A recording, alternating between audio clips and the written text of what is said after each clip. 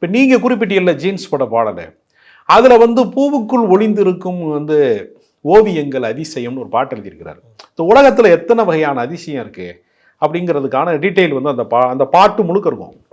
அது ரொம்ப கவிதையான ஒரு பாடல். ஆனால் நீங்கள் குறிப்பிட்ட வரி இருக்குல்ல, நான் வந்து உன்னுடைய இடையை பார்த்து நான் பிரம்மனை வந்து கஞ்சன் என்று நினைத்து விட்டேன், சற்றே நிமிர்ந்து பார்த்தேன் அவன் எவ்வளோ பெரியவள் அப்படின்னு ஒரு கவிதை இருக்குல்ல, இது இவர் கவிதையே கிடையாது, அது ஒரு உலக கவிதை. டிரான்ஸ்லேஷனில் அவரே வந்து அதை மேற்கோள் காட்டியிருக்கிறாரு. அதை தூக்கி இந்த பாட்டுக்குள்ள வச்சிட்டார். எப்போவுமே என்ன செய்வாங்கன்னா, பேச்சாளர்கள் வந்து மேற்கோள் காட்டுவாங்கல்ல, இவர் இன்னார் சொன்னார், அண்ணா சொன்னார், பெர்னாட் ஷா சொன்னார், வள்ளுவர் சொன்னார் சொல்லுவாங்கல்ல, அது மாதிரி என்ன பண்ணுவாங்கன்னா கவிஞர்களும் சில ரொம்ப அபாரமான வரிகள் இருக்குன்னு வச்சுங்க, அதை மீட்டருக்குள்ளே கொண்டு வந்து வச்சுருவாங்க.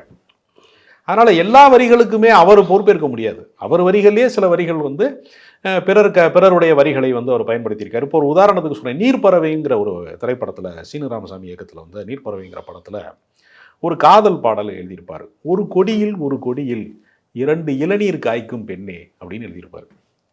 இந்த பாடல் வரி வந்து ஏற்கனவே நீங்கள் பார்த்தீங்கன்னா, இது இவர் தான் முதல் முறையாக சொன்னார்னு நானே நினச்சேன். இன்னொரு பாடலாசிரியராக இருக்கக்கூடிய என்னுடைய நண்பர் ஒருத்தட்ட பேசிகிட்டு இருக்கும்போது அவர்கிட்ட இந்த வரியை நான் வந்து சொன்னேன், இப்படி எழுதியிருக்கிறாரு. அவர் சொன்னார், இதை வந்து ஏற்கனவே கண்ணதாசன் எழுதிட்டாருங்க, வாழை மரத்திலே 2 இளநீர் காய்த்தது என்ன.